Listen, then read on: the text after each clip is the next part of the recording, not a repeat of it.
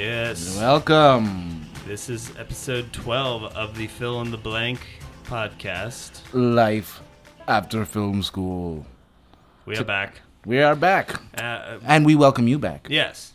So welcome. If you're listening to this, we've had a couple little inconsistencies in our release schedule, but just don't worry about it. Yeah, why are you worried about it? They're going to keep coming. Just relax. Yeah. We love it. You love it. It's fine. Okay, so we have today's show. The topic of the day is cinematography class. Cinematography class, Yes. yeah. We'll tell you about that. That's kind of the debut of a new series of main topics. Yes. And then we're going to debut a brand new segment. Brand new segment coming. Don't tell them. Don't tell them what it is till they get there, but there's music and everything. Yeah, exactly. Following that, Austin's got a Classics of the Cinema. Yeah, haven't had that in a little while. No, it's been gone, but it's back. And then you're going to do a movie review. Movie review. I saw Kon-Tiki. Oh, okay. Which is a movie from last year, but it's just now playing here. Yeah, that was nominated for stuff, wasn't it? Yes. Okay. Looking forward to it. So, all right, what's been going on with you? Well, just a couple of things to discuss with you this week. There's one thing that bugs me and one thing that I love. Okay. But we'll take it as it comes. Yeah. First of all, I was talking to somebody yesterday. Of course, they shall remain nameless. Right. But they consistently throughout the day kept saying about taking stuff for granted. Oh, God. And I just got to address this. It needs to be addressed. Yeah. I mean, we did a little while ago about words and phrases that bother us. Yeah. But this one needs to be addressed because it was not addressed then. Yeah. So this person kept saying for granted. And I'm not above pretending to be stupid just to find out what these people know. Yeah. So I was like, for granted. Hey, do you ever think about where that phrase comes from? And he was like, I don't know. I guess, it's when you think, and he literally explained to me, I guess it's when you think like something has been set in stone, but it really isn't. Right. And I'm like, that's actually a pretty decent... I guess if you don't know the actual term, that's a decent way to interpret it. Yeah. That's not really what it means, though. That's not what it means. Let me go ahead and set the record straight. It is take it for granted, as in take it that it's already been given. Yeah. Or to take it for, basically taking something for granted. You should know what that means, being if you're an adult. Like if you're 6 and you're listening to this, here's something new for you. It's assuming things will go a certain way. Yes, exactly. That it's already been granted, as in I've said... This is what's going to happen correct. Already, and it's like, whoa, no, it hasn't. Right. This is usually how you use the term. Okay, let me just explain it further, since apparently this is a phrase that people have trouble with. I go to the king, and I ask him for a certain parcel of land. Yeah. Okay? Now, the king has the power to grant that land to me. Yes. Now, if I were just to go start farming that land, before I even go ask the king, I would be taking it...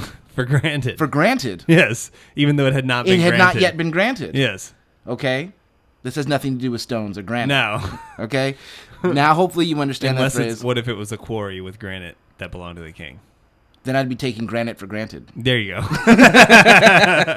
So, yes, there are... I like that you took it a step further and inquired to see what this person thought. I had to know, like, you're saying these words. And this is often what I think when I hear people saying things that are just wrong. Yeah. You're saying these words. Yeah. Supposing that you know what they mean. I want to know, do you in fact know what they mean? Have you ever thought about the words that are coming out of your mouth? I once received a very serious, heavy business email that said taking things for granted. Oh, really? And I was just like, I don't... I can't even read the rest of this. You just invalidated it? I did. I invalidated the whole thing. So, right.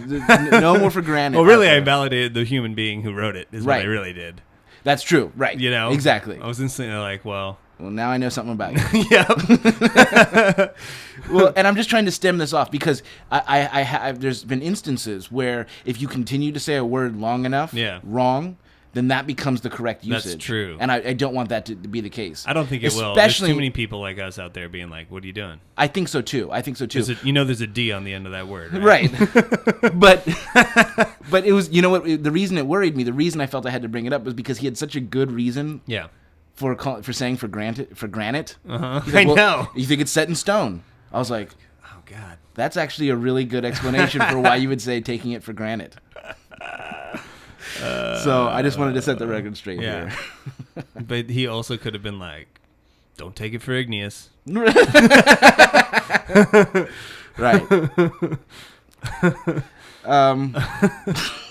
It's so bad. That's I terrible. said something the other day. Now I'm just going to sound like a pompous person right now, but I was I was so proud of myself for bringing it back, and now I've determined that this needs to be brought back into the vernacular. Okay. I was talking to some people. It was work, so we were talking about cameras or lights or something. Sure. And they told me that you couldn't do a certain thing, and then I told them that I could grin down a camera.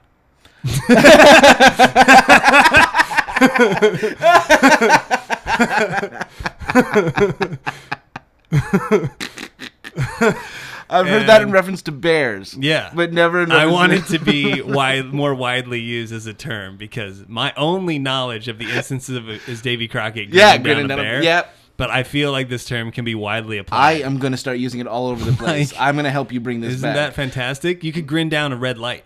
Yeah, well, like, here's my favorite part of what you just said. I'm picturing someone grinning down a camera. Yeah. Someone's like, all right, in action. And you're just like, and finally the person just, okay, I'm shutting off the camera. You just grin down a camera. Oh, and in my sense, it was I was able to like use camera foo and like make the camera do things that they. Oh, I see what you're saying. Like I'm picturing someone literally grinning down the camera. I know. In Davy Crockett's instance, he like scares off the bear. Yeah. So I've kind of adapted it to inanimate objects as well, where I can master. I can make it do things. I can bend it to my will. Right. By grinning it down. Your kung fu is strong. Yes. I understand what you're saying. I like this. I think that should be the proper usage. That's how you use it. Because I don't want to erase the other usage of it. Well, no, because you did. The bear was like on its back feet about to attack you, and you grinned it down, there, and you were just like, you made it leave. Yeah. So you did. You controlled the bear. Off with So it has the same meaning, but describing it that way works more of on any object. Right. I mastered it. Yes. I conquered it. Yeah. Yes. So I was like, this is something that I somehow entered my mind, and I said it, and now I feel like I need to impose it on the world. Don't you love it when that happens? I know. When something that you haven't, like, it's just completely random, like a neuron fires out of nowhere, and something that you haven't thought of in years pops in there, and it's genius. It's genius. And you're just like, I'm so awesome. I am an awesome person today. I can't believe I said that. So you were grinning down life that day. I did. So I want to bring this back, and I want to get it in. All right, for those of you out there, start saying it. We can start saying it. Start tweeting it. That's how nowadays. Oh, I'm going to tweet it. Oh, yeah. I'm going to grin down a tweet. Yes. You're going to grin down America with this phrase. Yeah. I like it. Yep. Here's something that I feel like is taken for granted. Uh-oh. In our society. Uh-huh. That's pears. Pears? Pears. Oh, I'm probably going to have a controversial opinion about pears right now. Okay, that's fine. But go ahead. I like pears. Yeah. I'm a big fan of pears. Yeah. And I feel like they're underappreciated. I would agree. In the fruit society. But here's where I stand on pears. I argue that a can of pears is the best form of pears. Canned pears. I do love me some canned pears. Or like you get like the little fruit cup that got opens. Pears in there? When the pears are sitting in the pear juice and they're all moist, that's the best form of pear. I I rarely want a pear straight off the fruit. Oh, see, I love a good pear straight off the fruit. So I don't think that's so thinking, controversial. Okay, good. Because canned pears are delicious. Usually canned form of anything is an inferior form. Correct. But I would the argue, only exceptions are pears and peaches. Oh, peaches too. Peaches are good out of cans. Yeah. I see people just eating peaches, though, right off the vine as well. Yes. Not so much with the pears. Not so much. Maybe in other countries, but here, I just don't feel like pears are very much appreciated. Yeah. And quite frankly, pears are like the sexy younger sister to an apple. That's what I'm. And they're kind of like, just as far as the look of the fruit, it's like an avocado in disguise. Yeah.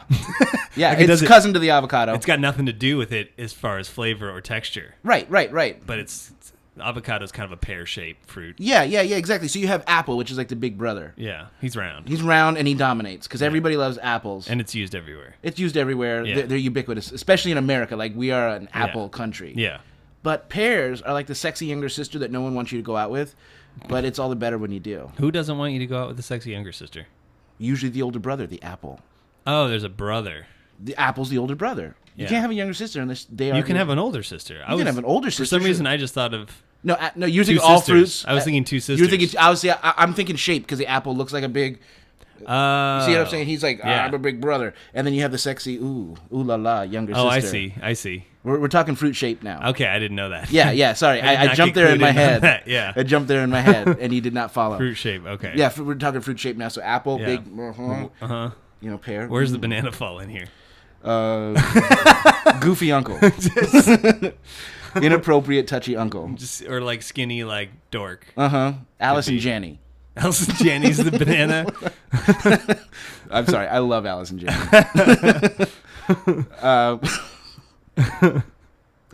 But yeah, I just think that Pear should be more in common usage. Okay. Much like grinning down some stuff. Yeah. More common usage. I don't even eat. I haven't had canned pears, but I know that sometimes I'm like, oh my god, that does look good. Why is this good? Have you ever met someone who doesn't like cantaloupe? You're talking to one. Yeah. I didn't know this until recently. I just assumed everyone liked cantaloupe. Yeah, see, and it's not that I shouldn't say that, because it's not that I don't like cantaloupe, but it makes the back of my throat and my lips tingle. And that's a bad thing for you? It is. Oh, okay. Because it's a mild allergic reaction to melon. Oh. You're the second person now. Really? And I didn't know that people didn't like. I just thought everyone liked Everyone cantaloupe. loved cantaloupe. Yeah. Well, it's like... I mean, it's not like, oh, that's my favorite thing, but like if you see it, you're going to be like, yeah, I'll have some of that. Yeah. Especially when it's in season. See, and that's my problem is that I do like the taste of it. Oh. So I'll eat it and then be like, allergic. I don't like this. I shouldn't have done this. Yeah. Because it does taste good. Okay. And it comes All right, with... so that's different then, because you can't eat it for medical reasons. Correct. Okay, so it's not like I can't eat it. I do. I'm not going to die. It's Yeah. just... I end up feeling uncomfortable for about 45 minutes afterwards. There's some people that don't like cantaloupe, and I didn't know about this. No, it's not. It's more common than you think it is. And then I'm like, well, if you don't like cantaloupe, then certainly you don't like honeydew. Not always the case. No. See, now honeydew's the best, I think, of the melons. I find it offensive just to look at. What?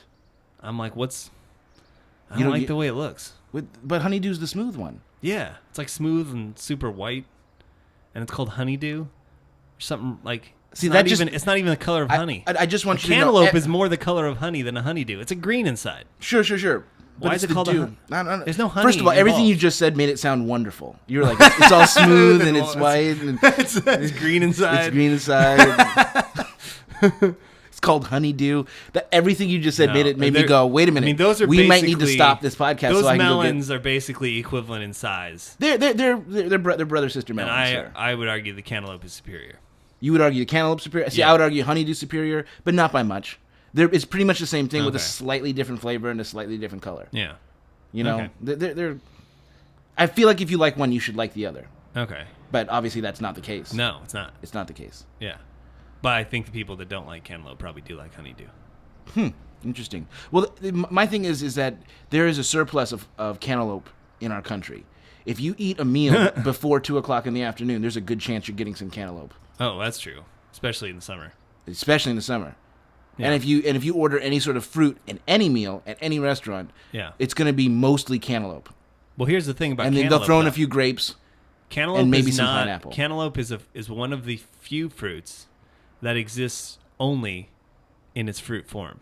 There is no cantaloupe flavored anything. Actually, there is. What? Yeah.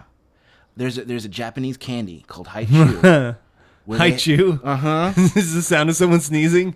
It's like haiku. Haichu. It's like haiku. Oh. But you chew it. But you chew it. It's poetry for your taste buds. They have a cantaloupe flavor? Yes. Huh. And it's good. Is it? Yes. I'd like to try this. I will find it for you. Okay. But it is good. Okay. As soon as you bite into it, you're like, that's cantaloupe. Yeah. Only the Japanese would come up with that. They have interesting flavors. Yeah. Yeah. I'm glad they're around. Yeah. All right. So there you go. There's the fruit roundup for this week. That's the fruit roundup. I didn't know it was going to go that way, but it went that way. It did. All right. So a little podcast news before our topic of the day. Yeah. Stitcher, iTunes, get on there, review it, listen to it, subscribe to it. Stitcher as well. Yep. Facebook.com/FITB Podcast. Please tell a friend. That's the number one thing that you can do to help the community and the listenership. That's the only way we get new listeners, really, is by you people telling other people to listen. If you want to feel good about your whole day, what you can do is just tell one other person about this, and you'll feel like, I did something today. I did something positive for another human being. You can go to bed feeling like today, even if you did nothing else. If you laid around your underwear, when your mom calls, be like, hey, Mom, I love you, but bye. Oh, wait, listen to the podcast. Exactly. You did something today. Exactly. And we're going to have a contest. We are. Next That's episode. Right. Stay tuned. There will be a contest with I don't know why I say contest, but there will be a contest with prizes. That's right. And by prizes, I mean there will be one winner. There will be one winner. A prize. But it really is a real prize. It's a real prize. It's not like, it's a real contest. Pretend this. No, it's a real prize you're going to get. Start the hype train right now. Yeah. Yes. It's happening. Next week, you will find out all about this. All right, should we have a topic today? I think we should have a topic today. Okay. Boy, we got your topic today. Topic today to tell you. The topic today. Cinematography class, which is, we're going to start a little theme here. Yes. I mean, not every episode. No. We're going to change it up so we get a little variety, but we're going to start what we're going to call our classroom series. Yes. Today. In which we go through, and we'll do this a few more times, where we actually go through specific classes that you will have to take in film school in order to get a film degree. Yeah. And what to expect, what you should get out of it, things like that. Just, it's kind of a...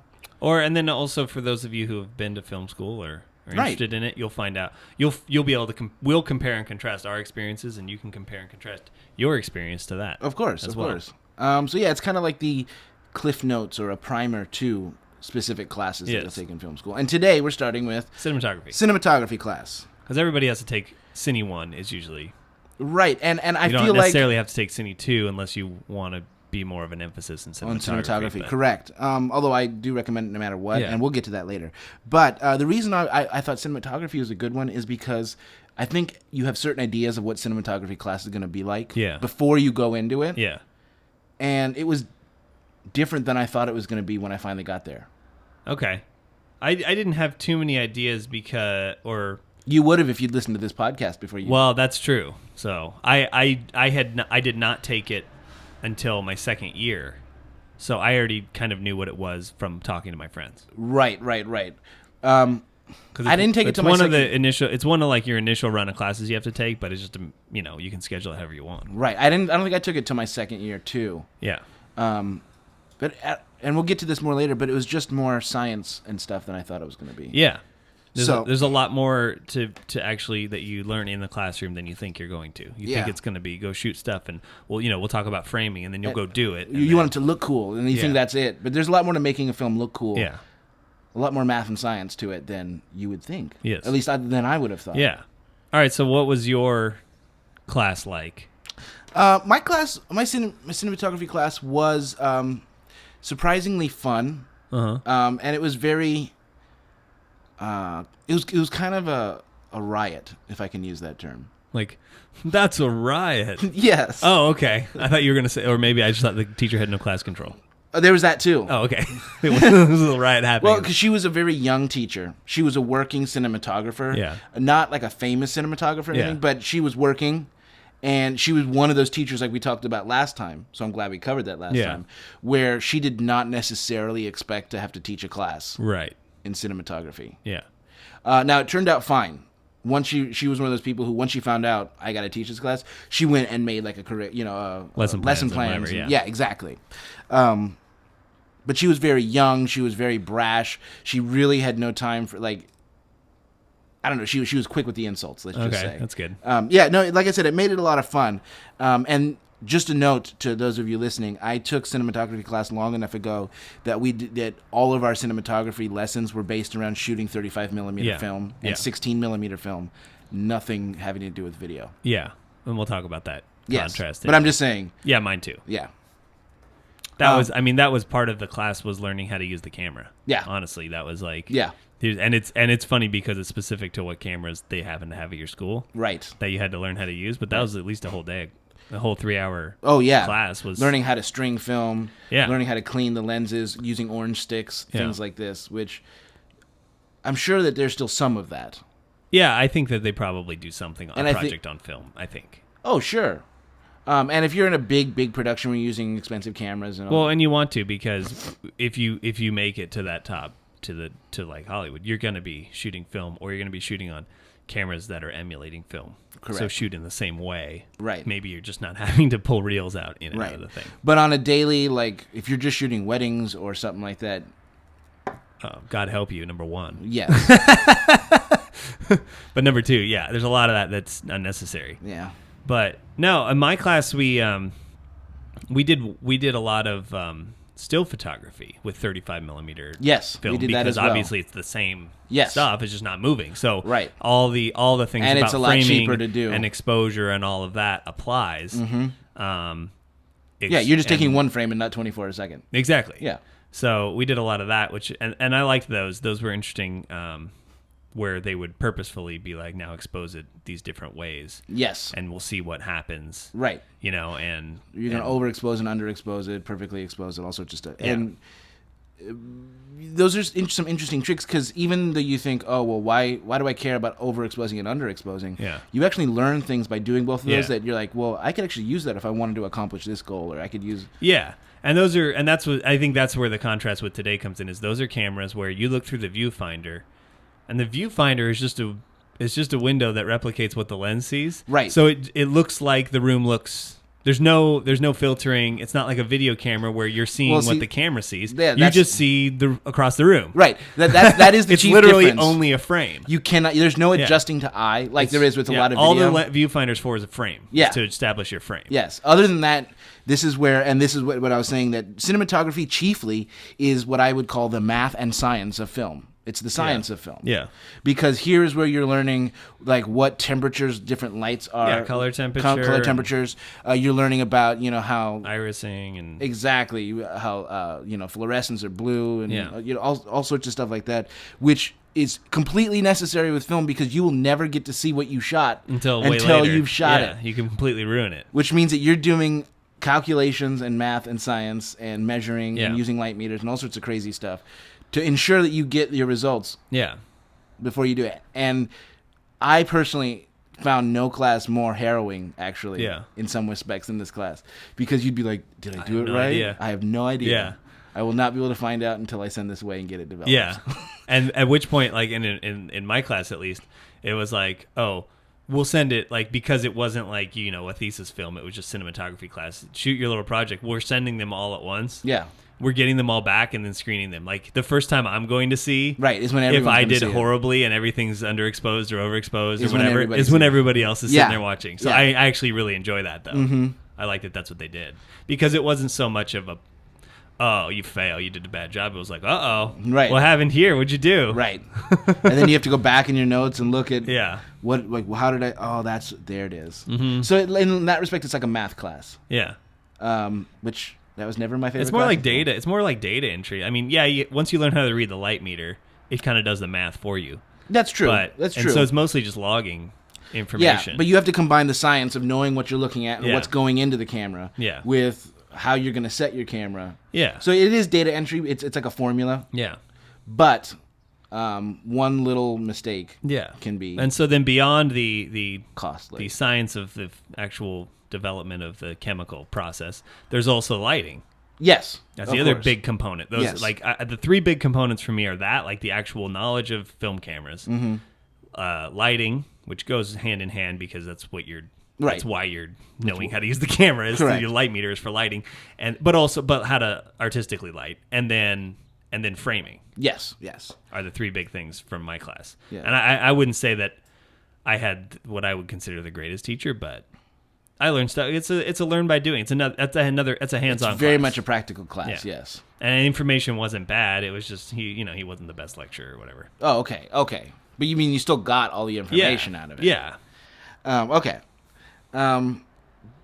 So in terms of lighting and stuff like that, that was probably one of the things that my teacher did the best because that was her favorite. That was her thing. That was her favorite. I mean, she understood the science and stuff. Yeah. But she even said at the time, because it was the film school's program that we had to learn, because we shot all of our stuff on 8mm, 16 or 35. Right. The entire time. Ours was just only 16. Right. Remember I had to shoot all those 8mm projects. And we had digital at the time. But for the film stuff, it was all 16, and you could shoot Super 16 or. Oh, we had digital cameras, but we were not allowed to use them until the semester after I took these classes. Right. Because my school was like, no, you have to learn film, which I appreciate. Which is nice. Yeah. It is nice. I'm not complaining. I'm just saying. Yeah. I also wanted to learn digital, and they were like, no. Yeah. And then the next semester they did. Yeah. But lighting was the part that she loved the best, and this is probably the place where I learned the most. Okay. In terms of what I retained afterwards. Yeah. Because a lot of the science and stuff, like. I'll admit I was really getting into theater as I was taking this class. Yeah. So I neglected my schoolwork a bit. Yeah. This is one of those classes where I did not pay as much attention in it as I should have, and I regret it later on. Yeah. So I say that as a warning to the rest of you out there listening. Yeah.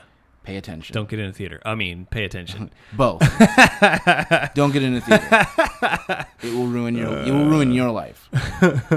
And then I also won't. I have to say that, like, as far as practical lighting, like, okay, it was nice to hear the official theory behind, like, your 3-point lighting and stuff like that. Well, see, and you got to learn that first. You got to learn that first. But as far as, like, practical lighting, I think I learned the most from working on films. However, there's things that I didn't even have a clue of, which is, whatever, maybe people laugh at me but I didn't know anything about, like, negative light. That whole stuff, and where you can have the one light doing both eye. Like, there was a lot of tricks and a lot of new terms that I didn't know going in that I came away with. So then, and maybe I'd already worked on a couple films and saw this happening, and now I understood what they were doing. So I liked it for that sense, whereas maybe I could replicate what people had done on set that I'd been on, because I was like, but you didn't know I see how they did that, but I didn't know what exactly was going on there. I just saw the result and how they lit it and went, cool, mark that away. Now I understood what was behind it. Right. This class in cinematography can easily be one of those aha classes where it's like you're getting the keys to the kingdom. You're seeing behind the scenes. This is real behind the scenes. Film aesthetics, you talk about a lot of ideas, and sometimes you come away with the feeling of like, that's just your opinion. Yeah. But cinematography, you're learning stuff that it's like, oh, that's why that looks like that? Yeah. Or that's a trick I can use to do that? Yeah, and this was a class where I felt like I was wishing that my teacher would have judged more and been like, that's crap. But I think he understood that this is it's very experimental. Right. It's a very experimental class because you've potentially never worked with this type of material again, ever. Right. So I'm telling you to go do this. You're doing it. It may or may not work. And that's part of film is, that might not develop. It may or may not, it may or may not turn out. So I think he was reserving judgment, especially because it wasn't anything where there was a story or anything like that really that he could judge. It was mostly just shots. Right. Now, I will give my cinematography teacher was that she, at the time when we were doing it, said, I have to teach you all this stuff, and you guys are all going to go on and shoot digital stuff. So, yeah. Oh, okay. She knew. She was like, that's the way it's going. Like I said, she was working. My teacher was just so old school. I don't even think he. Oh, okay. Just like I said, she was so young and stuff like that. She was barely older than us. She was like, we were obviously like 21, 20. She was like 28, 29. At the outside. Okay, wow. Yeah, she was really young. She was an alumni of the school. Oh, okay. Who had gone on to actually get jobs and stuff like that. All right, so let's kind of talk about what is useful from this class that you've found in the years since film school. What have been the main things that have been useful to you? I think there's a lot to take away from it. I think that this is one of those classes that there's certain classes you're going to take away most of your film school knowledge. This is one of them. This is one of those classes. This is the reason why you come here. Yeah. Yeah. I mean, it's knowledge of f-stops and that kind of stuff. If you don't already do photography, which even in DSLR photography that they do now, you're dealing in. They have like fake ISO or ASA ratings, which is what you deal with in film, and they have like fake ones to replicate it. So they're making digital cameras that shoot like a film camera. So if you know that, then you kind of have an idea of this. I didn't really know that much about that. I just knew looking through it and making it look good. Right. Until you took this class. Yes. Although I wonder if the ISO and ASA ratings will go away, because I feel like they're putting those on the camera because there's a bunch of people like us who were trained on film. Yeah. And we know how to do that. I think that's why they did it to start with. But in the future, like, they may phase that out and just go to something where... Well, it becomes tangible. It's a little more tangible on a still than it is in a video, because a lot of the video cameras now don't have that. Right. I mean, they have f-stops because that's obviously how you measure exposure. Right. But there's no way to use a light meter. Right. In a lot of digital cameras today, because there's no rating. You need to have an ASA or an ISO to put into it. Right. To light meter. That's right. To determine the proper exposure. Right. And the cameras today, because what you see is what you get. If you put up a monitor next to your camera, that's what you're getting. You make it look good in the monitor, that's what it looks like. Right. So there's not really a need for that. No, I'm sure in some of the high-end cameras, like what they use on feature the film. ones like the big old $400,000 guys. Right. They still do like the Reds and stuff like that still? I don't think the Reds have ASAs. Okay. Maybe, I don't know. I have to talk to somebody who has one. Okay. Yeah, but and also I think one of the most important things, and like we're just kind of throwing terms at you here. Yeah. We'll try to explain them as best we can, but these are things you're going to learn if you don't know them yet. Or just don't worry about it and just enjoy. Right.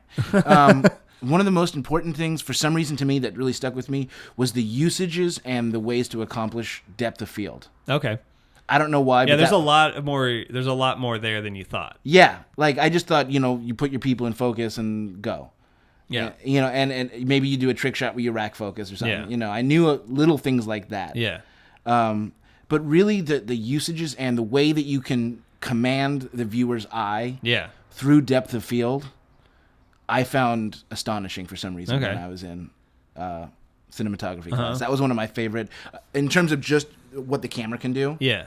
That was one of my favorite. The other one that I found interesting, which is similar, is as far as framing and finding interesting frames is how to determine what the focal point of the frame will be and how to lead the eye there, right? That's knowledge that has come from Monet. That's comes from classical painters, exactly. But that's fascinating in of itself. But how do you make an interesting frame that'll make people look? And where in the frame do you want them to look? You don't want them to look in the top right corner. That's we're talking like the rule of thirds and things like that. That'd be the rule of thirds is a general framing thing. Yes, I understand. I'm just trying to guide people down to where you're talking about. But as far as like using straight lines and stuff that are in your frame to lead people's eyes to where they need to be, I find that to be fascinating too. Absolutely, and it makes a subtle but gigantic difference once you start being able to look at. And I think that there are certain people, and quite frankly, not to sound conceited, I would include people like you and me, who were unknowingly... Too late. Yeah, who were unknowingly, before we use this stuff, were unknowingly kind of going, well, that looks like a good frame. You didn't know why it was a good frame, but you were like, oh, that just looks cool. Yeah. After you took cinematography, you were like, that did look kind of cool, but it could have looked way cooler if I had done this. Yeah. But I was on the right path. Yeah.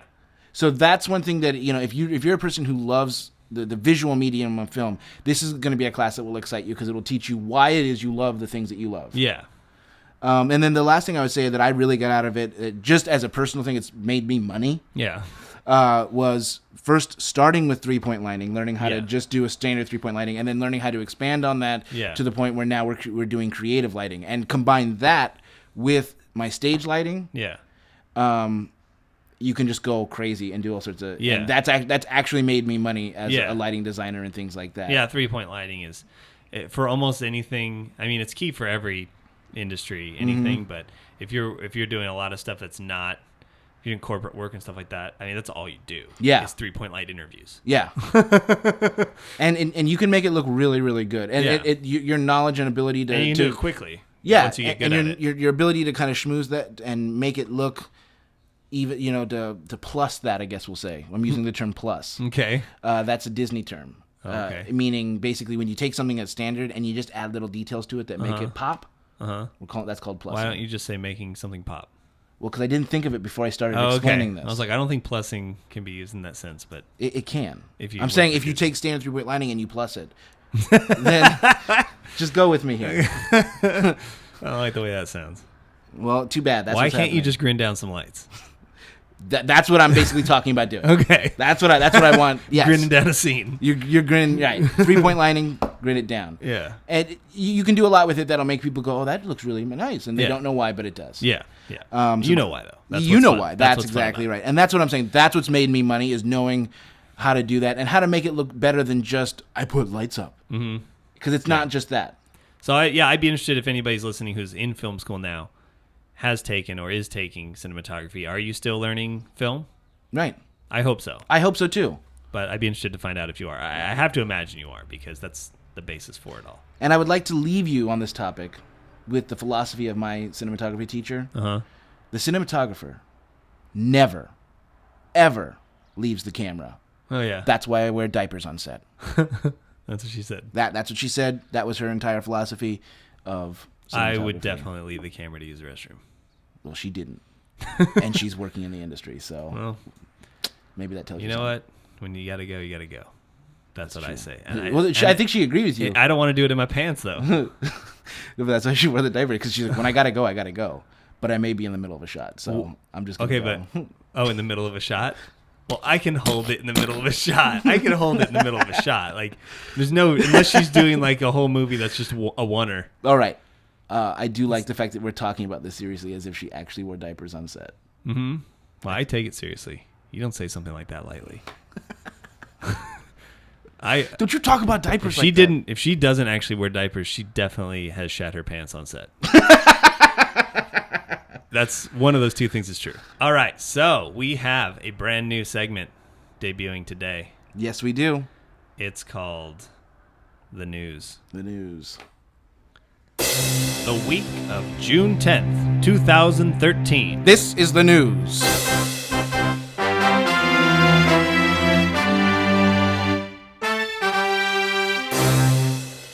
Yes. All right, welcome to the news. This is the news. This is the news. And what the news is going to be is it's going to be industry news. Yeah. It's going to be like stuff from like Variety, Hollywood Reporter. Exactly. If you're not a subscriber to those, neither am I, but I have a thing called the internet. So yeah. But we're going to share with you things that are going on. Share with you upcoming things that are going on. News. We're not going to be doing pop culture. That's what I was about to say. Let me tell you what gossip. What this isn't is celebrity gossip. It's definitely not going to be that. And we probably won't cover reality shows for the most part. Unless there's like a production thing notable. about. Yeah. Right. If Anthony Hopkins gets his own reality TV show, we might cover that. That's right.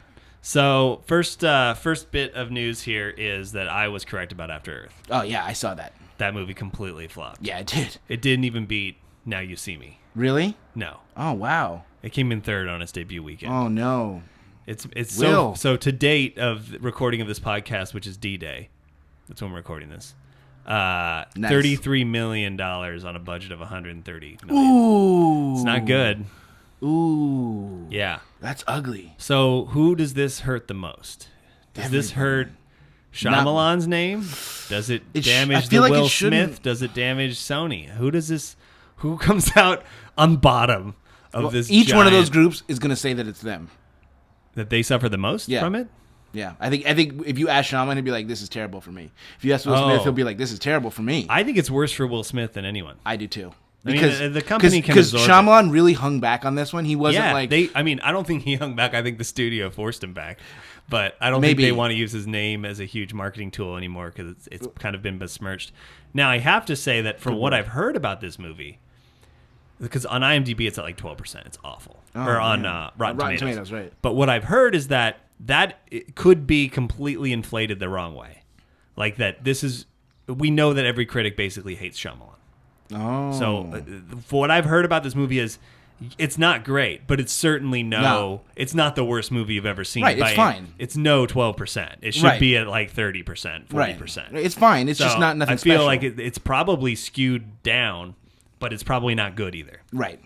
Okay. I still will probably see it at some point. Yeah. I feel like this is bad news for Will Smith. I feel like if his next movie is not like a success, it doesn't have to be a blockbuster depending on what type of movie he does, but it's not a success, then he could be in a little bit of negotiating. He won't be getting $20 million a movie anymore. He'll be dropping stature a bit. Yeah. Well, that's I had a bad feeling about this movie. I did too. I really did. And the reason, and this is something I want to dumb, not because of the people or the directing. It just looked like a bad idea. It did. And here's the thing. And well, see, it's not even that it looked like a bad idea, because I think if you just, without seeing anything, just told me this is the idea, I'd be like, oh, interesting. Yeah. Anytime I can watch a trailer for a movie that looks obviously like it should be for someone like me, and I don't want to see it, you have a problem. Same thing with John Carter of Mars. That looked like that should have been a movie that someone like me should want to see. I love sci-fi. I love fantasy. I like Mars. Did not want to see that. No, well, I read the plot synopsis of that book and went, well, this is dumb. Well, dumb idea. I understand that. But yeah, no, this is exactly. This is like catered for you people like me and you, and it's like, no. I didn't want to see it. You've done something wrong. Yes, exactly. So that's a flop. Interesting one. You will like this. Okay. J.J. Abrams' Bad Robot has secured the rights to produce The Stop Along the Way, which is the final screenplay from Rod Serling. Are you serious? Yes. And it's Serling's final interview. That was 4 months before he died. He talked about how this was like his favorite thing that he'd ever written. Oh my God. And it had never been produced. And estate and his wife are like, "Oh, we're so happy that J.J. Abrams is the one who." We certainly agreed to make the deal because Rod would have loved him. By the way, if you haven't figured it out, I've decided that J.J. Abrams is one of my favorite directors now. Yes, you have. So there's not a whole lot of. No one really knows what it's about. Obviously, other than the parties involved in this. But it's Serling. It's Serling. So I'm excited about that. I'm very excited about that. We don't know. Is it going to become a TV series? Is it going to become a movie? We don't know. I don't know. I don't care. Know that he now has the rights to produce that, and I think that's really cool. I'm so excited by that. Yes. That's like a special treat when you think. I know. It's like finding $5 in a jacket you haven't worn since last year. You know? You never thought you'd get anything out of this, and then all of a sudden, $5. Hey, look at this. Look at this. More Serling. This is coming, so we don't know when that'll come, but... hey, I'm excited. Yeah. Here's this quick sad one. Panavision in some financial trouble. Oh, no. They're like behind on some payments on their debt. Yeah, it's not shocking, but that's too bad. They're still being used on hundreds of major motion pictures every year. No, I understand that, but it's not. I think that the cheapness of the digital technology is starting to eat away at their business. I don't think they're going out of business. It doesn't sound like it's they're not overly concerned, but just it has to eat away at their profit margin. It's kind of just a bad initial. It's kind of the first tick warning. Like, Panavision's been around since the 50s. Like they're the big mainstay of Star Wars was shot on Panavision. Yeah, exactly. Everything. Yeah, exactly. So that's kind of sad. Let's talk a little bit about Interstellar. I'm so excited for this. Christopher Nolan's next movie. Right. Don't know what it's about because it's based on nonfiction. Right, and plus it's Christopher Nolan, so you won't know what it's about ideally until you walk into the theater. It's based on just a book about all these theories that fit into Einstein's relativity theory, black holes and warp and. Anyways, Hans Zimmer's doing the score for sure. That was the piece of news that allowed me to bring this up as a news bit. Okay. That he's been signed on to do the score, but then I looked it up and I was like, I didn't realize who all was signed on to this movie. So wait, what's the name of the book it's based on? I can't remember. Oh, okay. It's about like warp and okay. faster than light travel and stuff like that. Sure. Jessica Chastain, Anne Hathaway, Matthew McConaughey, Michael Caine, all are confirmed as on this movie. Okay, I'm excited. What's McConaughey doing? Yes, that was the one that I was like. I'm not a fan. I don't dislike. I've seen lots of movies where I'm like, I like you, buddy. But I've seen lots of movies where I'm like, would you just tone it back a little bit? Yeah, I don't know. It's not like he's bad. I am in no way saying that he's bad. Yeah. It's just sometimes when I see him and stuff, I'm like, I wish he'd go away. There just had to be somebody better than you. That's all I'm. Yeah. There had to be somebody better than you. Here's another piece of info. Michael Green, who's the writer of Green Lantern, which doesn't really put you in very good standing. No, it does not. Also worked on the script for The Flash, which is not produced yet, and a Fantastic Four script. Okay. Is writing the sequel to Blade Runner. Great. Thanks a lot. No, I don't know how to feel about this. You know why I don't know how to feel about this? Because with writers, it can completely... Yeah, that's true. Some of your favorite writers have written some of the worst movies. That's true. And on top of it, like... and I think it's because writers get a bad rap because they turn in a script that if you read their version of it, you'd be like, that was amazing. Yes. And the studio walks in and goes, we can't have that, we can't have that, That's true. And they they still get the full credit, even though it's been butchered or whatever. Right. So that's true. And so I don't really I'm have sorry, a whole lot Mr. to Green. say about this because I'm just like, I don't know what that means. I just wonder, though, when you see someone, and maybe the Flash script is fantastic. Maybe that's what, because if you wrote Green Lantern, I don't think anybody would argue that came out that great. And I'm a huge Green Lantern fan. I know you are. Didn't dislike the movie, but it didn't. Fantastic Four script, again, another one that I liked, but still was like, could have been, It's just mediocre. It's run of the mill. Mm-hmm. So you look at that guy's work and then go, Blade Runner. It's Ridley Scott. He's still signed on to direct this. Right. Well, see, and that's another. I'm sure it's handpicked. That's another plus is that Ridley Scott gets a script and goes, yeah, we'll kind of do that. Yeah. So I don't know. I would guess that this man has more credits to his name than those. I would assume that reveal his ability as a writer. And I'm guessing that, especially with Green Lantern, that the studio. I'm assuming ruined that. Yeah, but like I said, even if you're dealing with Ridley Scott will take your script and go, yeah, we'll do some of that. Yeah. Like Ridley Scott, I feel like that's how Ridley Scott does movies. He's like, yeah, that's cool. Yeah. And then he's gonna make whatever movie he wants anyway. Yes, exactly. Which was the only thing I think that saved Prometheus from absolute oblivion. Yes. Oh. Take that, Lindelof. A final piece of little news here, and it's more of just like, let's talk about this for a second. Since we're talking about superhero, the Guardians of the Galaxy. Yeah, what's up with that? This movie... It's got a raccoon. I don't know what to do with it. I don't know anything about the Guardians of the Galaxy. I've never read the comic property. books. Of all the comic books I've read, I've seen the imagery with the green lady and the space raccoon, and I'm like, that space raccoon's fantastic. It is. He's like Han Solo as a raccoon. But I don't understand why this is the property that's been chosen. I don't either. On the other hand, Marvel doesn't go that deep with really good properties. It doesn't. So I can understand why it's next. I mean, in terms of anything other than what you've already seen. You've seen what the they best have. that Marvel has. Yeah, I mean, I would love it if Marvel proper got control of X-Men. Yes. And Fantastic Four, but they don't have and Spider-Man. And Spider-Man, yeah. But anyways, this is X-Men. This cast is starting to shape up on this Guardians of the Galaxy, and it's such a... You're just like, why do these people... This must be the best script ever. Like, why do these people sign up for it? Money. It's got to be money. It's got it, because a lot of these actors, you're like, okay, they either need a paycheck or they're wanting to show that they can be reinvented as a different type, because you've got... Okay, Zoe Saldana... Yeah, that's fair. But I think it's a good get to get her. Oh yeah, and to be fair, I do want to see her in everything. Yeah, I do too. I like her a lot. She's fantastic. Like, it's not just that she's a pretty woman. Yeah, it's that she's a really good actress. Yeah, John C. Reilly. Okay. Yeah, I think he's probably playing one of the CG. I don't think you'll see his face. I think he's doing a CG character. Chris Pratt. Benicio del Toro is signed on to this movie. Okay. As well as Glenn Close is the one who just signed on last week. Really? Yes. Huh. And I'm like, what is going really good. on? This is getting really interesting now. Now I'm kind of hoping that John C. Reilly plays the space raccoon. I am too. That's what I was thinking. It had, and sorry for you people out there who know more about this than me. It did have the character names. Oh, okay. I have no idea who the characters are. Right, me neither. Okay. I don't know the names of the raccoon and stuff. So go on IMDb and they have this. This is where I got this info. Mm-hmm. And maybe somebody can post on our comments. Yeah, tell us about this episode posting. Which characters are these? The raccoon, the green. I know Zoe's the green lady. Right. And should we be excited for this? Yeah. Is there anything interesting here, or is this just like a weird like? Or is it just like, let's do more Marvel? Yeah, I don't know. But I feel like maybe we should be excited by it. Yeah.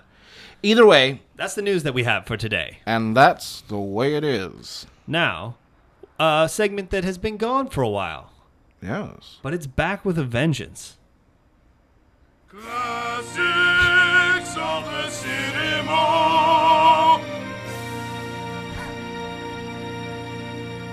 It's back. That's right. Classics of the cinema. Where Austin tells you what you should have watched a long ass time ago but didn't. Right. Right. So now you're going to go back and watch it again. This week, it is the long trailer. This is a film from... This is just a 4-minute movie trailer? It's like an hour and 40 minutes. You're just like, oh my God. Well, ironically, you could make that case. Oh. Because it came out in 1953. This is at the absolute height of the I Love Lucy craze. Okay. Because there's obviously that period of time where nothing was hotter than I Love Lucy. Yes. Well, they thought, what could we do? Except let's make a movie with these two people. Why didn't they just make an I Love Lucy movie? That's a good question, but that's really what this is. That's what I understand, yes. Yeah, that's really what this is. I've never seen this film, but I've heard about it. Except that they changed their names from Lucy and Ricky to Tacy and Nikki. Well, maybe... Okay, this sounds like a rights issue. Yeah. This sounds like that's what I'm thinking. The producers of I Love... Well, although I thought it was produced by them, but maybe they didn't It is produced by Desi Lu. Own the property. So maybe they did, because it was Desi Lu. They did own it. I don't know why they did this. But maybe CBS was giving them that's problems. what I'm saying. Yeah. Maybe the production, like who was releasing the show, didn't want to make the movie and didn't want to but give obviously, the movie rights to a different because they're doing studio. Tacy and Nikki and not Lucy and Ricky, they're trying to make it as close as they possibly can. Yeah, but either way, it's a long trailer. It's from 1953. It's actually directed by Vincent Minnelli, which is surprising. And it's written by Albert Hackett and Francis Goodrich, and it's based on a novel by Clinton Twist. Although I could understand how if they came to someone back in that time. Direct this movie. You're like, absolutely. And we can go to anyone we want. Exactly. Yeah, absolutely. And if you're a fan of I Love Lucy, or you've never seen an episode of I Love Lucy, the reason I was saying that it could be the really, really long trailer is if you watch this movie and you like it, then you have 8 seasons of I Love Lucy you can watch to fulfill your need for more of that. For more of this. But basically what you're dealing with here is a young newlywed couple who are looking for, they can't really afford to buy a home. Right. So they end up buying a trailer because it's more affordable, but it's like a mobile home. Is it like 40, 50 feet long? It's huge. Oh, yeah. It is the long trailer. Yeah, it's huge. Okay. It's ridiculously long. It's like a 30-ton trailer. Okay. And it has like it's like a house on wheels. Yeah. And because the husband has to played by Desi Arnaz, I should have, I guess, said that. Obviously. It is Lucille Yes. Ball and Desi Yeah. Arnaz. The husband has to travel a lot for his business. They just roll the house around. They just roll the house around. Okay. And it's, of course, you start out with, it's wonderful. We're seeing the sights. It's a beautiful thing. We're in love, and as it goes on, little things start to get on their nerves. Yeah. They go to visit their family, and they knock down half their family's house trying to back the trailer. And, Right. It's slapstick. It's funny. It's Yeah. silly. But of course, you have then they start to pick at each other over the instances, and it's a pretty standard kind of story. But the charm of it really is you're seeing Ricky and Lucy. Yeah. Or Desi and Lucy, having a good time together, doing all that stuff. You do have other really cameos because the whole movie really is about the two of them in the trailer. Yeah. So there's really no other main characters. Although I do argue that this might have been a fun thing if you could have gotten Vivian Vance and I just forgot the guy's name, but basically Fred and Ethel from I Love Lucy. Yeah. William Frawley, excuse me. Yeah. And put them in it, but whatever. You only have basically Marjorie Main and Keenan Wynn showing up, and if you're familiar with movies of that time, they're big character actors. Yeah. They show up to make a little cameo, do a little funny bit here and there, and they move along the way. Okay. But basically, I argue you should go back and look at this movie. There's a classic scene, which if you're watching this on YouTube, you might get to see the visual of Lucy's trying to cook a meal for Desi. He's driving along and he's just happy as punch, just la la la la la, singing a song. She's in the back trying to make a meal, and it's just going all over the place. It's kind of like that Disney cartoon. Yes, it's very much like the Mickey Yeah, Mouse yeah. cartoon that we saw. It's just going all over the place. It's fantastic. And so right, if you're in the mood for a little bit of light fun, it's not going to change All your right. life. If you like I Love Lucy, If you like I Love Lucy, then I don't know I why assume you've seen this. I would assume. Yeah. If you haven't, then go do that. Yeah. If you're not really familiar with I Love Lucy, go watch it, because what you're gonna get is a light, fun comedy. It's a type of comedy where we can be hanging out, and then all of a sudden they decide to sing a song while they're driving with each other. Yeah. They just sing a song called "Breezing Along with the Breeze," Yeah. and it just happens to come on the radio, and then they just happen to sing it, and we just okay. happen to watch them do Ah, it. that's good. It's that kind of light comedy Yeah. fare. And like I said, it's not going to change your life, but you're going to get to see some beautiful scenery in America. That's really what, Mm-hmm. And you get to see some very good slapstick comedy, the kind you don't really get to see anymore today. Nice. And, overall, I'd give it like a B. Yeah. It's not like an A+ movie. It's a B. Yeah. But you won't be sorry. All right. Yeah, it's just fun. Cool. All right. Check that out, everybody. Check that out, the Sure, long it's on- trailer. Yeah, that one, that's an old enough one. That may be on Netflix or something like that. Yes, and I just got it on DVD not too long ago. And it was probably like $5. Exactly. Yeah. That's exactly Have you what heard it cost. about this new this new Mickey cartoon that they're releasing? That's like a never before seen like Mickey cartoon with Mickey's voice by Walt Disney. No. I just saw a thing about this. I think they're like releasing it, they're like previewing it in France or something. It's like some old Mickey cartoon, like Mickey gets a horse or something. Oh. That's like Mickey, Minnie, Clarabelle the cow, and a horse. And it's never before. Like they found it somewhere, I guess. I'm glad that that's what it is. What do you think? Well, I just, long lost Disney things that Yeah. we've never been released until now. I'm afraid it's going to be like, Mickey kills a Jew or something. No, like, it's just him getting a horse, and I guess it's with Walt Disney doing his voice and Nice. everything. I was like, that's kind of cool. That's for very exciting. Those people. What is up with this? Rod Serling has new stuff. I know. Walt Disney has new stuff. I These know. people are dead. They're dead and still people. making better work than people who are alive today. That's true. That'll apply to our topic next week. Yes. All right, one more segment. It's a film review. This is movie review. See? Plus. All right, Greg, what do you got? I saw Kon-Tiki, Kon-Tiki. which is admittedly a film from 2012. Mm-hmm. But it's just releasing here now. And Right. this was nominated for Best Foreign Film. Right, for I the do Academy remember that, Awards. and I was excited to see it. It's from Norway, I believe. It's I know. I should know that, shouldn't I? Yeah. Yeah, it's Scandinavian. Let's do that. Mm-hmm. It came from the northern of Europe. Anyways, it's about Thor Heyerdahl, and I'm sure it's a hard name to say, but I think I'm saying it right. Okay. Who in Apologies if we're not. Yeah, in 1951, this is famous. And actually, I've noticed that people our age, we're late 20s, early 30s, our parents all think they remember this happening. Really? Yeah, I've talked to numerous people who are either parents of people, my friends, or people that age. They're like, "Oh, I remember that," and I'm like, "It happened? No, you don't." Like, it happened in 1947. You don't remember that, Right. Like, I remember that in grade school we were supposed to read the book Kon-Tiki. Mm-hmm. I did not. yeah, but yeah, a lot of people think they remember this and they didn't. There's a documentary that won the Academy Award for Best Documentary. Mm-hmm. Came out in 1951. That is what they shot during the course of what takes place. I bet in you this that's movie. what people are remembering. I think that maybe is what people are remembering. They saw that somewhere. Mm-hmm. Anyways, in 1947, this guy, he was prior to that, he and his wife like lived in Polynesia, Right. and did worked with the natives and all that kind of stuff. Mm-hmm. And through learning about their culture and their gods and things, came up with this theory that at that point in time, it was accepted fact that Polynesia had been colonized by Asians. Mm-hmm. And he came up with this theory that no, they came from South America. Oh. And obviously the distances between Great. Asia and Polynesia and South America and Polynesia Right, are much greater. vastly different. It's Yes. obvious that like, oh, it's right by Asia. That Right, makes sense. right. He says no, they came because of the currents and the winds. I think they sailed from there, and everyone was like laughed at him and said that's ridiculous. You can't sail that far on a wooden raft, basically. Like with the technology that we know that they had at the time, And you couldn't do it. I'm guessing he says... He says, I say otherwise, and He grinned him down. yeah, he grinned down. Yeah, so it's very cool. It's a period piece, so it takes place in like the late 40s, and it's beautifully shot. It's Okay. gorgeous. And it's a bunch of Norwegian actors, so you won't really recognize anyone unless, I will say this, if you watched Vikings on Then the you History will. Channel, the character of Floki, if you're a fan of Vikings, which I'm a huge fan, Mm-hmm. that guy is in this movie, and I got really excited when I saw him. Otherwise, you won't really recognize anyone, but it's interesting. He goes and tries to get funding from the National Geographic Society, and they just laugh him off. They're just like, hilarious. I don't think Right.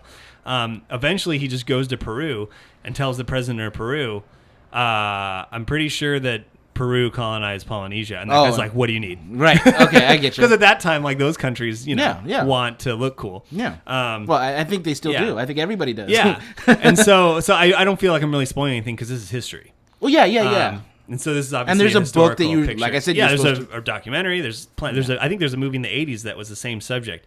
So, Maybe anyways, so. they build a giant raft using only the technology from the time, and like build it the way they would have built it. And they embark, and there's no, it's just a big sail. There's no motor on the thing. Right. That sounds awful.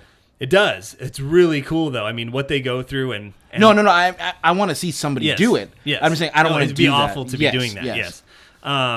There's like 6 guys on the boat, and there's obviously the internal struggle between them, as some people have other ideas about what should happen. There's the man versus nature of these storms and Sure. the sharks and things like that. Of And, course. And they're filming on their little cameras, which is what becomes the footage for the documentary. The guy who plays Thor Heyerdahl, the lead, is very, very good. He looks almost exactly like a young Laurence Olivier. Oh, really? Yeah. Oh, okay. But I read a review of this movie, and people were complaining about the visual effects, and I'm like, I thought they were fantastic. Well, if you're saying that, then they were. I know. There's one shot in the middle of this movie, like right when they're kind of like, they're on their way, and like they've been at sea for a long time, and there's kind of a real like nice emotional feeling that leads you into this shot.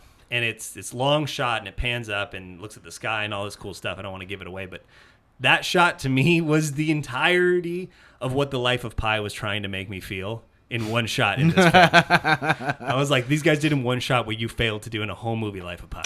We all know Okay. my feelings about Life of Pi. We do. If you're wanting people at sea in a small raft, this is the better film in my opinion. Okay. It's interesting that it was best foreign film. It's entirely in English, and it's not dubbed. Okay. So they obviously wanted it to be a Western release. Right. Oh, yeah. That makes sense, though. But and the score is fantastic as well. So let me just go ahead and give it my Yeah. Fill in the Blank podcast grading system. For the story, I give it an A. Mm-hmm. I didn't know too much about this, so I could understand if you've seen all the other things about this, you might be like, another one? Are you kidding me? Right, I but did not that know doesn't much. matter because you it's can told see the well. Christmas Carol again, Exactly. and you can still love the plot. It's told well. There's a lot of emotion. It's one of those, there's no real romance here. Mm-hmm. It's man versus nature is what it is. Right, classic. Characters, I give a B. Because Thor Heyerdahl is the main focus, and I think that they kind of made him into almost a godly like stature that I was Sure, they like, Santa Claused him a bit. I could feel a little bit of that going on, especially at the beginning where they're like, they want you to think he's the greatest, and I'm like, he's obviously an inspiring character, but he's also a man, so maybe he I feel like, it's made by Norwegians. They've already obviously they love this. This is one of their claims to fame internationally. So I think that there's a little bit too much. It's like a William Wallace Braveheart. Yeah, there's a little too much building up of him, but that's really my only complaint. And then I gave it a B also because the other 5 people on the boat are not quite as strong of characters. Okay. But that's fine to focus on the one guy. Yeah. Technically A, the cinematography alone is worth seeing the movie for. The special effects are great. All of that is good. Music, also an A. I'm probably going to get this score. Oh, okay. It was very, very good. It was what kind of music are we dealing with? Big, sweeping, inspiring orchestral score. Yeah. All right. Very good. So it's at least where we're at in Orange County, California, in LA, California. It's playing here now. Okay. So hopefully that you guys can go see that if you get a chance. It's at the smaller theaters. It's not really going to right, but it sounds like it's worth seeking out. I would say it's worth seeking out, especially, I don't really want to see the Fast and the Furious. I'm not going to see After Earth. Right. You got a week or two here before Man of Steel, guys. Go see Kon-Tiki. That's what I'm waiting for. Yeah. All right. That is our program. That is our program for today. Let's what is this? He's coming! He's coming! Conrad Birdie is coming! That's right. The classic Tony Award-winning show is coming to the Orange County area July 19th through August 14th at the Huntington Beach Playhouse. It's fun, family fare featuring classic songs like How Lovely to Be a Woman and Put on a Happy Face. So, if you're in the mood for some laughter, some song, and some dance, put on your happy face and head down to the Huntington Beach Playhouse or contact hbph.org for tickets and times. Come see it. It's going to be playing near you in the Orange County area. When does it start? July 19th. Okay. Yeah. Man, that was the hard sell. That was the hard sell right there. You got serious. That. Okay. So there's that. Yeah. And then, of course, remember to listen next week for the contest details. Yes. And it's coming. That's coming too. As always, review us on iTunes. Please. Subscribe. YouTube.com/FITB Films for the enhanced version. Go on the Facebooks at www.facebook.com/FITB Podcast. That's where all the action is. That's where you're going to want to start paying attention for that contest. That will win you something awesome. And the Twitters, Greg here at GPL Films. Me at AustinJD14, but don't bother. Not worth your time to go. I would much prefer Twitter, if Facebook. you contact me on Facebook. Yes. Do it on Facebook. Yeah. You don't even. Yeah. Yes. Facebook it. All right. Well, I'm gonna start grinning down Twitter. So okay. I'm gonna watch you do that. Could be a shallow threat. Yeah. All right. We'll see you next time. We'll see you next time, guys. Enjoy your week. I wasn't ready for it. Mm-hmm. This show's. It's getting hacked. Okay, here we go.